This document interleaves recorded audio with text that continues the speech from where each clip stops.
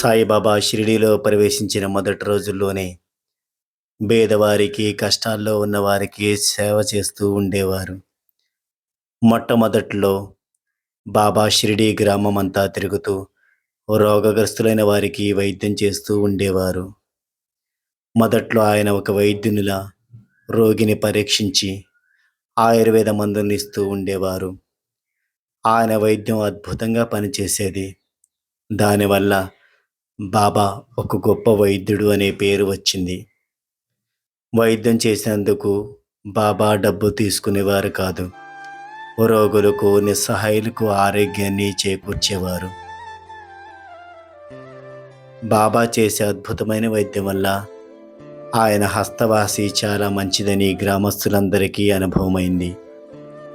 సాయిబాబా వ్యాధులను నయం చేయడమే కాదు, ఒక్కొక్కసారి రోగులు అనుభవించే రోగాలను తన శరీరం మీద కూడా తెచ్చుకునేవారు.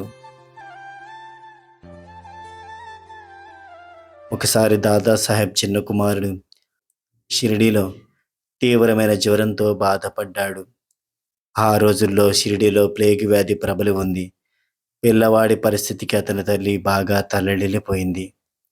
కంగారు పడుతూ బాబా వద్దకు వెళ్ళి తన సొంత గ్రామం అమరావతి వెళ్ళిపోవడానికి అనుమతినివ్వమని ఆయన కాళ్ళు పట్టుకొని ప్రార్థించింది.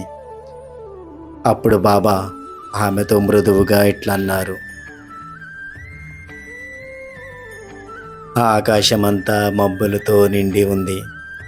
త్వరలోనే వర్షం కురిసి పంటలు పండుతాయి. ఆ తర్వాత మబ్బులు తొలగిపోయి ఆకాశం నిర్మలంగా ఉంటుంది అంటూ బాబా తన కఫినిని నడుం వరకు పైకెత్తి, ఎందుకు భయపడతావు అని తన శరీరం మీద ఉన్న కోడిగుడ్లంత పరిమాణంలో ఉన్న బొబ్బలను అక్కడున్న వారందరికీ చూపించారు.